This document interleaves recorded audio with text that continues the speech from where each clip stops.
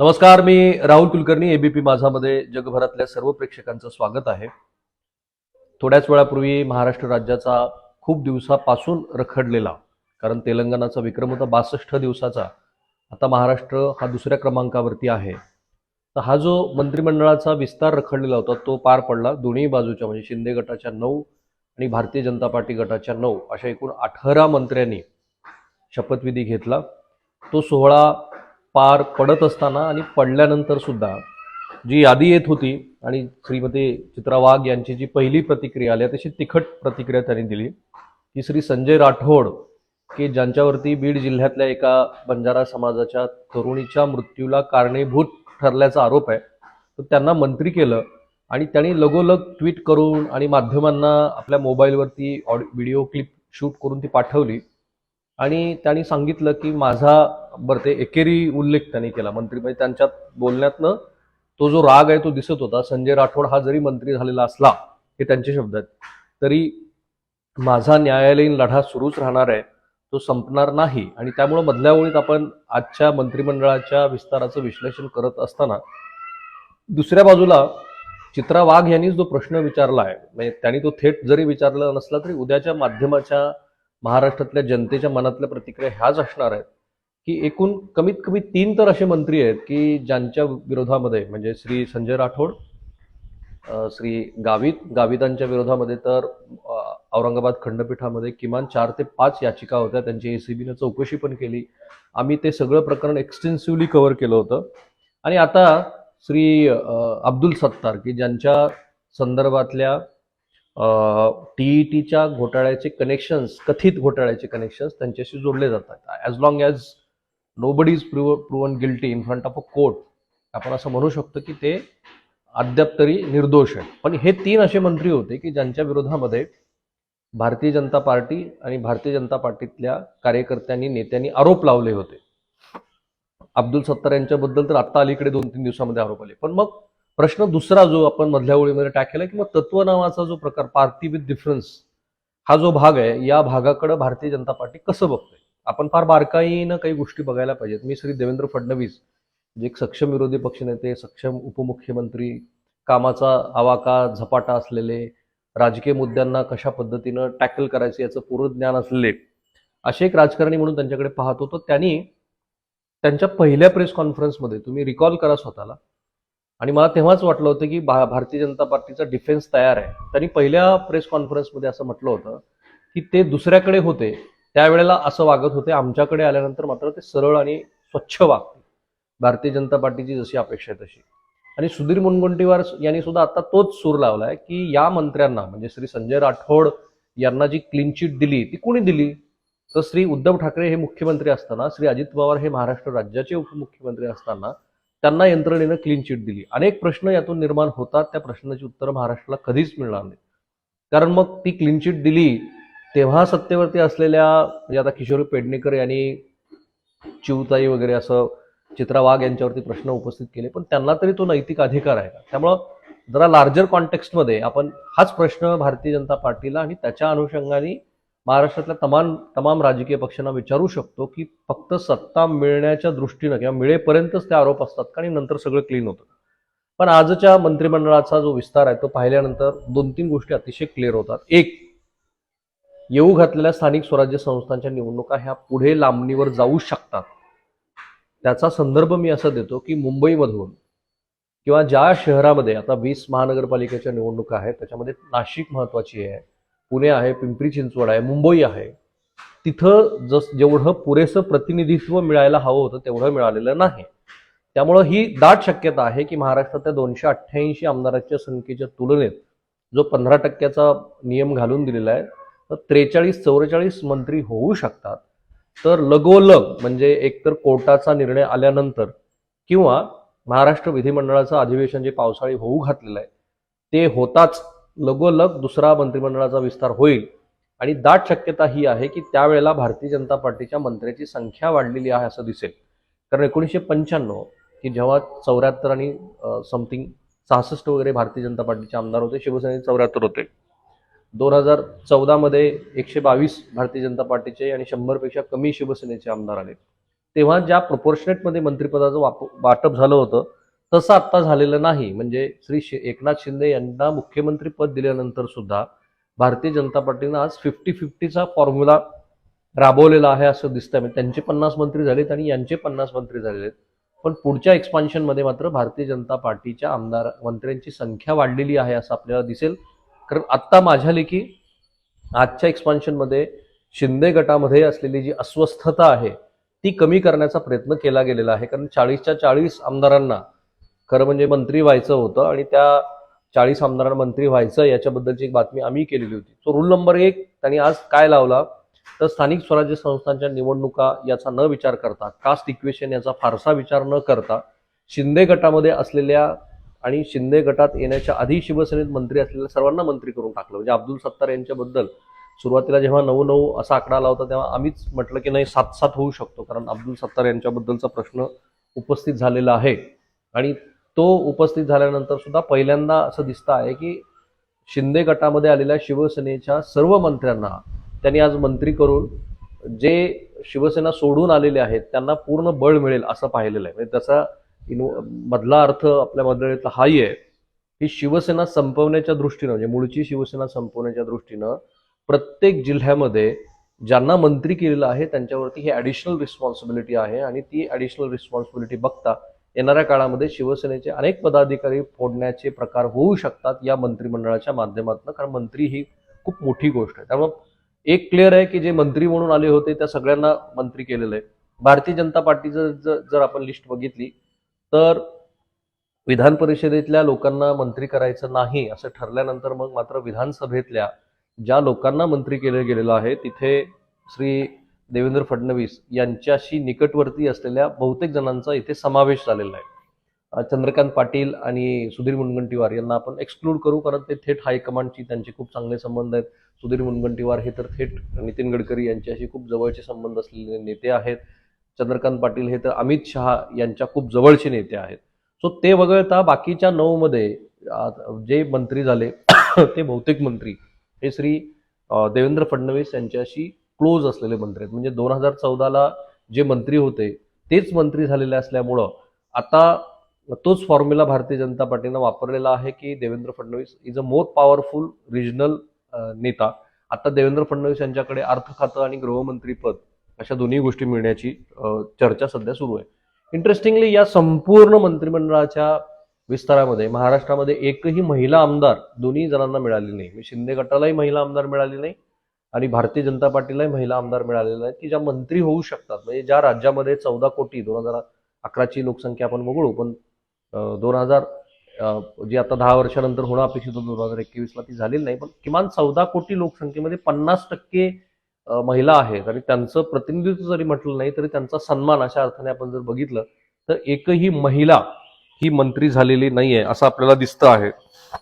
अपक्षांना संधी मिळालेली नाही आणि ती मिळणार नाही हे कालच स्पष्ट झालेलं होतं. आणि बहुधा भविष्यामध्ये सुद्धा भारतीय जनता पार्टीकडे असलेल्या कोट्यातनंच एखादा दुसरा अपक्ष होऊ शकतो अशी दाट शक्यता आहे. म्हणजे श्री बच्चू कडू यांना कदाचित फार फार तर भविष्यात मिळालीच संधी तर ती फक्त राज्यमंत्री पदाची मिळेल, कारण आता भारतीय जनता पार्टीकडे असलेले 105 अधिक त्यांना समर्थन देणारे अपक्ष आणि शिंदे गटाचे 40 याचा मेळ जर घातला तर त्यांना जे बहुमत हवं आहे ते बहुमत त्यांच्याकडे आहे. त्यामुळे अपक्षांना आणि आता ज्या पद्धतीनं हे सरकार बनलेलं आहे ते पाहता अपक्षाला भविष्यामध्ये सुद्धा संधी मिळेल का याविषयी संशय आहे. मी जरा जिल्हानिहायच यादी काढून बघितली की कुठल्या जिल्ह्याला किती प्रतिनिधित्व मिळालंय. क्रमांक 1 ला आहे अर्थातच औरंगाबाद, जिथून शिंदे गटाचे 2 मंत्री श्री संदीपान भुमरे आणि अब्दुल सत्तार आणि भारतीय जनता पार्टीकडून अतुल सावे या तिघांना मंत्रिपद मिळालेलं आहे. त्यामुळं मराठवाड्यामध्ये शिवसेनेला, जो मराठवाड्यातला शिवसेनेचा महत्वाचा गड आहे, जिथे धनुष्यबाणावरती शिवसेनेनं ठाण्याच्याही पाठोपाठ जो चमत्कार करून दाखवला होता, सो तिथे आता शिवसेनेला मोठ्या प्रमाणामध्ये चेकमेट करणं हा इथे प्लॅन दिसतो आहे. आणि पुढच्या मंत्रिमंडळाच्या विस्तारामध्ये कदाचित संजय शिरसाट यांची सुद्धा वर्णी लागू शकते. म्हणजे एका जिल्ह्यामध्ये 4 मंत्री झालेले सुद्धा आपल्याला पाहता येतील. सो क्रमांक 1 ला आहे तो औरंगाबाद जिल्हा, त्या खालोखाल जळगाव आहे. इथे पुन्हा तेच मी म्हटलं की पर्याय नव्हता बहुतेक भारतीय जनता पार्टीकडे, कारण जळगावमधून त्यांना 2 मंत्री करावे लागलेले आहेत. श्री गुलाबराव पाटील जे महाराष्ट्र राज्याचे माजी पाणी पुरवठा मंत्री होते ते आणि श्री गिरीश महाजन ते महाराष्ट्र राज्याचे उच्च वैद्यकीय शिक्षण मंत्री होते, ते अशा दोघांना तिथं तुम्हाला मंत्री करावं लागलेलं आहे. ते या दोन जिल्ह्यांचा म्हणजे या दोन जिल्हे वगळता बाकी सर्वत्र प्रत्येक जिल्ह्याला एक एक मंत्रीपद मिळालेलं आहे. बहुधा 15 ऑगस्टला भारतीय स्वातंत्र्याचा जो अमृत महोत्सव आहे तो साजरा होत असताना किमान महत्वाच्या जिल्ह्यामध्ये जो भारतीय जनता पार्टीनं आता एक मोठा सोहळा आयोजित केलेला आहे, तर त्या सोहळ्याला एक जबाबदार मंत्री उपस्थित राहावा अशा पद्धतीची ही व्यवस्था आहे. म्हणून बघा, जळगावमध्ये 2 मंत्री झालेले आहेत. नाशिक सारख्या मोठ्या महानगरपालिकेची निवडणूक येऊ घातली, पण तिथं सुद्धा केवळ एक मंत्री झालेला आहे, श्री दादा भुसे, जेही मालेगाव पश्चिमचे मालेगाव बाह्यचे आमदार आहेत. चंद्रपूरमधून श्री सुधीर मुनगंटीवार यांना आमदारकी मिळालेली आहे. पुण्यामध्ये मंत्रीपद मिळाले. पुण्यामध्ये श्री चंद्रकांत पाटील हे पुण्याच्या कोट्यातनं मंत्री धरायचे का कोल्हापूरच्या कोट्यातनं धरायचे हा प्रश्न आहे. कारण कोल्हापूर जिल्ह्यातले ते मूळचे रहिवासी असले तरी ते कोथरूड या मतदारसंघातनं प्रतिनिधित्व करतात. सो पुण्यातनं त्यांना एक प्रतिनिधित्व मिळाले. नगरमध्ये भारतीय जनता पार्टीकडं श्री राधाकृष्ण विखे पाटील, कारण हा एक मेसेजिंगचाही भाग असतो की पहिला मंत्री कोण की ज्यांनी शपथ घेतली, तर तो पहिला मंत्री आहे श्री राधाकृष्ण विखे पाटील. त्यांचे वडील हे भारतीय जनता पार्टीच्या 2004च्या सरकारमध्ये, एनडीएच्या सरकारमध्ये शिवसेनेच्या वतीनं मंत्री होते. त्यांनी काही उजव्या विचारसरणीला धारेला काही दूर लोटलं होतं किंवा ते कधीच गेलेले नव्हते असा भाग नाही आहे. तेव्हाही श्री राधाकृष्ण विखे पाटील हे शिवसेनेचे आमदार होते. 1995 सालापासून सतत आमदार म्हणून निवडून येतात. सो त्यांना पहिल्यांदा मंत्री करणं, तर हा एक मेसेज देण्याचा भाग आहे की जे लोक भारतीय जनता पार्टीमध्ये जे मोठे स्टॉलवर्ट आहेत ते येऊन सहभागी होतात, त्यांच्याबद्दल आम्ही कशाचाच विचार करणार नाही. मग भले त्यांच्यावरती आरोप आहेत का त्यांच्याबद्दलची घराणेशाही आहे. कारण श्री सुजय विखे हे राधाकृष्ण विखे पाटील यांचे चिरंजीव जे आता खासदार आहेत, आणि श्री विजयकुमार गावित यांची कन्या पण आता खासदार आहे, पण त्यांनाही मंत्री केलंय. त्यामुळे एकीकडे भारतीय जनता पार्टी सर्व प्रादेशिक पक्षांना तुमच्या पक्षामध्ये खूप मोठी घराणेशाही आहे असं म्हणते, पण दुसरीकडे मात्र त्यांनी इथे राधाकृष्ण विखे पाटलांना मंत्री करून आणि विजयकुमार गावित यांना मंत्रीपद देऊन त्यांनी हे दाखवलेलं आहे की आपल्या पक्षाला गरज असेल तेव्हा हे मुद्दे फारसे महत्वाचे ठरत नाहीत. जसा आरोप हाही मुद्दा आहे. कारण श्री अजित पवार यांच्याबद्दल सुद्धा गाडीभर पुरावे घेऊन श्री देवेंद्र फडणवीस आणि श्री तेव्हाचे भारतीय जनता पार्टीचे नेते गिरीश महाजन वगैरे हेच मंडळी औरंगाबादच्या विभागीय कार्यालयावरती गेलेली होती, पण त्यांनी नंतर श्री अजित पवार यांच्याबरोबर पहाटेच्या शपथविधीचा प्रयोग केला. त्यामुळं इथे तत्व हा फारसा महत्वाचा ठरत नाही. सो चंद्रपूरमध्ये एक, पुण्यामधनं एक, अहमदनगरमधून एक, नंदुरबारमधून श्री गावित हे एक, यवतमाळमधून श्री संजय राठोड जे दिग्रसचे आमदार आहेत, सांगलीतनं श्री खाडे, औरंगाबादमधनं मी आधी सांगितलं की 3 मंत्रिपदं दिलेली आहेत, रत्नागिरीतनं एक, उस्मानाबादमध्ये श्री तानाजी सावंत, आणि कल्याणमधून एक, सिंधुदुर्गमधून एक, साताऱ्यातनं एक, शंभूराजे देसाई, आणि मुंबईतनं एक. त्यामुळे मी आधीच म्हटलं की स्थानिक स्वराज्य संस्थेच्या निवडणुकीला फारसा प्राधान्यक्रम यांनी दिलेला नाही. याचे 2 अर्थ होता, जे मी आधीही म्हटलं की इतक्यात या निवडणुका होणे नाही, कदाचित त्या 2023 पर्यंत पुढे ढकलल्या गेल्या तर बिलकुल आश्चर्य वाटणार नाही, हे यातनं आपल्याला लक्षात घ्यायला हवं. आरोप झालेल्या मंडळीबद्दल सुद्धा आपण फारसे गांभीर्याने बघत नाही होत या गोष्टीकडं, असं त्यांनी सांगितलं. आणि याच्यामध्ये ही पण आता फार सोपी लाईन घेतली गेलेली आहे की तपास चालू आहे किंवा ज्यांच्या विरोधामध्ये आरोप होते त्यांना क्लीन चिट ही आधीच्या काळात मिळालेली किंवा आरोपच सिद्ध झालेले नाही. खूप काळ ही चर्चा सुरू होती की महाराष्ट्रामध्ये सुद्धा गुजरात पॅटर्न राबवला जाईल. गुजरातमध्ये ते शक्य आहे, कारण गुजरातमध्ये श्री नरेंद्र मोदी आणि श्री अमित शहा हे दोघेही त्याच राज्याचं प्रतिनिधित्व करतात and they can do anything. महाराष्ट्रामध्ये तशी सामाजिक स्थिती पण नाहीये आणि महाराष्ट्रामध्ये तितका मोठा भारतीय जनता पार्टीचा दबदबा पण नाहीये. Bharatiya Janata party is still single largest party 2019 मध्ये पण आणि 2014 मध्ये पण. त्यामुळंच त्यांनी 2022 मध्ये मंत्रिमंडळाचा विस्तार करत असताना गुजरात पॅटर्नचा अजिबात विचार केलेला नाही. जे पूर्वीच सिनियर मंत्री होते त्या सगळ्या सिनियर मंत्र्यांना त्यांनी मंत्रीपद दिलेलं आहे. राधाकृष्ण विखे पाटील यांना मंत्रीपद देऊन नगरसारख्या महत्वाच्या जिल्ह्यामध्ये भारतीय जनता पार्टीचा प्रेझेन्स वाढवलाय. जर तुम्ही कास्ट इक्वेशन्स बघितले, आपल्यापैकी बरेच जण असं हिपोक्रिटिकल आपण बऱ्याच गोष्टीला विचार करत असतो, पण राजकारणी हे तसे काही नसतात. राजकारण हे जात आणि त्याचा किती पॉलिटिकल युटिलिटी आहे याचा विचार करूनच ते केलं जातं. त्यामुळे इथे सुद्धा महाराष्ट्र राज्याचे मुख्यमंत्री महाराष्ट्रात सर्वाधिक जात घटक असलेल्या, जात संख्या असलेल्या मराठा समाजाचेच आहेत. मंत्रिमंडळात सुद्धा भारतीय जनता पार्टीकडून जे मंत्री सहभागी झालेले आहेत त्याच्याही मध्ये महत्वाच्या जात घटकांना इथे समावेश करण्यात आलेला आहे. श्री संजय राठोड हे बंजारा समाजाचे नेते आहेत आणि श्री विजयकुमार गावित हे आदिवासी समाजाचे नेते आहेत. हा एक अपवाद वगळला तर बाकी फार याच्यामध्ये काही बदल करण्यात आलेला आहे असं दिसत नाही. सुप्रिया सुळे, खासदार सुप्रिया सुळे यांना सतत जे सभागृहामध्ये प्रत्युत्तर देण्याच्या नव्या भूमिकामध्ये दिसतात. श्री सुजय विखे पाटील यांना कदाचित म्हणजे राधाकृष्ण विखे पाटील यांना भारतीय जनता पार्टीची एकूण राजकीय गरज म्हणून सुद्धा तिथे मिळालेली आहे मंत्रिपदाची संधी असं दिसतात. ते पहिले मंत्री होते की ज्यांना मंत्रिपदाची शपथ दिली गेली. हा फार मोठा मेसेज आहे. त्यानंतर सुधीर मुनगंटीवार यांनी शपथ घेतली. ते महाराष्ट्र राज्याचे माजी अर्थमंत्री आहेत. कदाचित त्यांच्याकडे ही जबाबदारी येते का पाहावं लागेल. कारण महाराष्ट्रात ही खूप जोरात चर्चा सुरू आहे की श्री देवेंद्र फडणवीस यांना त्यांचं डिमोशन झालं आहे असा जो मेसेज महाराष्ट्रामध्ये गेलाय ते पाहता दोन कदाचित महत्वाची खाती म्हणजे अर्थ आणि गृहमंत्री पद हे त्यांच्याकडे दिलं जाईल अशा पद्धतीची चर्चा आहे. त्यानंतर चंद्रकांत पाटील, एक मात्र गोष्ट स्पष्ट झाली की मंगल प्रभात लोढा जे मुंबई भाजपचे अध्यक्ष आहेत आणि श्री चंद्रकांत पाटील जे महाराष्ट्र राज्याचे भाजपचे अध्यक्ष आहेत त्यांना मिळालेली मंत्रिपदं पाहता लवकरच महाराष्ट्रामध्ये भारतीय जनता पार्टीचा प्रदेशाध्यक्ष आणि मुंबईमध्ये सुद्धा कदाचित जर मंगल प्रभात लोढा यांचा विचार केला तर he is one of the richest builder असं आपण ज्यांना म्हणू. देशामधला एक रिचेस्ट बिल्डर आहे. ते भारतीय जनता पार्टीचं अर्थकारणही पाहत असतात. तर त्यांना मुंबईमध्ये बळ दिलं गेलेलं आहे. पण त्यांच्याकडे मुंबई भाजपचं अध्यक्षपद राहतं का? कारण तिथे जे इतर नेते आहेत त्यांना जे पूर्वी मंत्रिमंडळात सहभागी होते अशापैकी कोणाला तरी मुंबई भाजपचं अध्यक्षपद दिलं जाऊ शकतं. आणि इथे पण चर्चा सुरू आहे की चंद्रकांत पाटील यांच्या ऐवजी कदाचित प्राध्यापक राम शिंदे किंवा तत्सम असा कुठलाही ओबीसीतला एखादा नेता हा मंत्री होऊ शकतो. विजयकुमार गावित, गिरीश महाजन जे श्री देवेंद्र फडणवीस यांच्या अतिशय जवळचे आहेत त्यांना मंत्रिपद मिळालेलं आहे.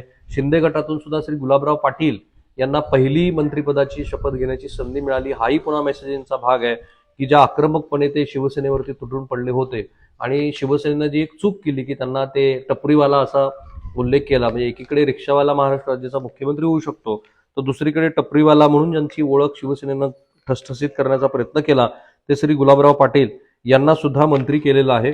या मंत्रिमंडळामध्ये दादा भुसे, संजय राठोड, सुरेश खाडे, संदीपान भुमरे, त्याबरोबरच उदय सामंत, तानाजी सावंत, रवींद्र चव्हाण, दीपक केसरकर. रवींद्र चव्हाण यांना कदाचित त्यांनी हे सरकार स्थापन होत असताना जी भूमिका बजावली त्याबद्दल त्यांना हे मिळालेली बक्षिसी आहे. दीपक केसरकर हे अतिशय उत्कृष्ट प्रवक्ते आहेत हे त्यांनी सिद्ध केलेलं आहे. त्यानंतर अतुल मोरेश्वर स्वावे, शंभूराज देसाई, मंगल प्रभात लोढा अशा सगळ्या मंडळींना इथे मंत्रिपदाची संधी मिळाली आहे. There is a no surprise, म्हणजे याच्यामध्ये कुठलाही सरप्रायझिंग एलिमेंट आपल्याला दिसत नाहीये. आणि पुन्हा महाराष्ट्र राज्याच्या मुख्यमंत्र्यांनी सांगितलं की या लोकांनी महाराष्ट्र राज्याची सेवा करावी वगैरे. आता मी जे म्हणालो तेच कन्क्लुडिंग असं आहे की इतक्यात स्थानिक स्वराज्य संस्थांच्या निवडणुका होणे नाही. लवकरच मंत्रिमंडळाचा पुन्हा एकदा विस्तार होऊ शकतो. त्याच्यामध्ये भारतीय जनता पार्टीच्या आमदारांची मंत्री म्हणून वाढलेली संख्या दिसू शकते. शिवसेनेला अधिकात अधिक डॅमेज पोहोचवण्याचा प्रयत्न केला जाईल. कारण जिथे शिवसेना प्रबळ आहे त्या प्रत्येक जिल्ह्यामध्ये अगदी तानाजी सावंत यांना मंत्रिपद देत असताना सुद्धा उस्मानाबाद सारख्या छोट्या जिल्ह्याचा विचार केला गेलेला आहे की जिथे शिवसेनेचे 3 आमदार इन्क्लुडिंग तानाजी सावंत, कैलास पाटील आणि ज्ञानराज चौगुले आणि शिवसेनेचा एक खासदार कैलास पाटील हे दोघे म्हणजे कैलास पाटील आणि ओमराजे निंबाळकर खासदार हे श्री उद्धव ठाकरे यांच्या बरोबर आहे. तो तिथे खिळखिळा करण्याचे निश्चित प्रयत्न केले जातील आणि त्यासाठीच झालेलं हे मंत्रिपदाचं वाटप आहे. आणि विशेषतः शिंदे गटामध्ये असलेली जी अस्वस्थता आहे ती अस्वस्थता कमीत कमी करण्याचा प्रयत्न केला गेला आहे असं दिसतंय. संजय शिरसाट यांना मंत्री होऊ अशी अपेक्षा होती पण त्यांना मंत्रिपद मिळालेलं नाही. पण ते मंत्रिपद पुढच्या कोट्यामध्ये त्यांना मिळेल अशी दाट शक्यता आहे. थांबूया आपण इथे. खूप काळानंतर महाराष्ट्र राज्यामध्ये जी अस्थिर राजकीय परिस्थिती आहे त्यानंतर या मंत्रिमंडळाचा विस्तार होणं अपेक्षित होतं. लगोलग 18 किंवा 19 तारखेला महाराष्ट्र राज्याचं पावसाळी अधिवेशन सुरू होईल आणि तिथून खऱ्या अर्थाने राज्य मंत्रिमंडळाच्या कामकाजाला सुरुवात झालेली आहे असं दिसेल. माझा एक गेस आहे की तोपर्यंत सुद्धा आणि अधिवेशनातल्या घोषणा आणि पुढे सुद्धा अतिशय लोकअनुनायी अशा पद्धतीच्या घोषणा महाराष्ट्रामध्ये केल्या जातील आणि त्याची दाट शक्यता आहे. कारण अशा पद्धतीनंच मंत्रिमंडळाची सुद्धा रचना करण्यात आलेली आहे. तो थांबूया आपण इथे. तुम्हाला आमचा दिवसभरातला एक महत्त्वाच्या राजकीय घडामोडीचा अन्वयार्थ लावण्याचा जो प्रयत्न सुरू आहे तो आवडतो आहे असं दिसतंय. तुमच्या चांगल्या प्रतिक्रिया येत आहेत, काही चांगल्या सूचना पण तुम्ही देत आहात. खास करून आम्ही प्रत्येक मंदिराच्या समोर जाऊन महाराष्ट्र राज्यातल्या भाविकांचे जे मत घेण्याचा प्रयत्न केला त्याला फार उत्तम प्रतिसाद तुम्ही दिला. त्यासोबतच तुम्ही माझं एबीपी माझं जेवढे म्हणून सोशल मीडिया अकाउंट्स आहेत, फेसबुक आहे, ट्विटर आहे, यूट्यूब चॅनल आहे, ते सगळे फॉलो करायला लागा, कारण तिथे आपल्याला चांगलं कम्युनिकेशन करता येतं. थांबूया आपण. एबीपी माझा, उघडा डोळे बघा नीट.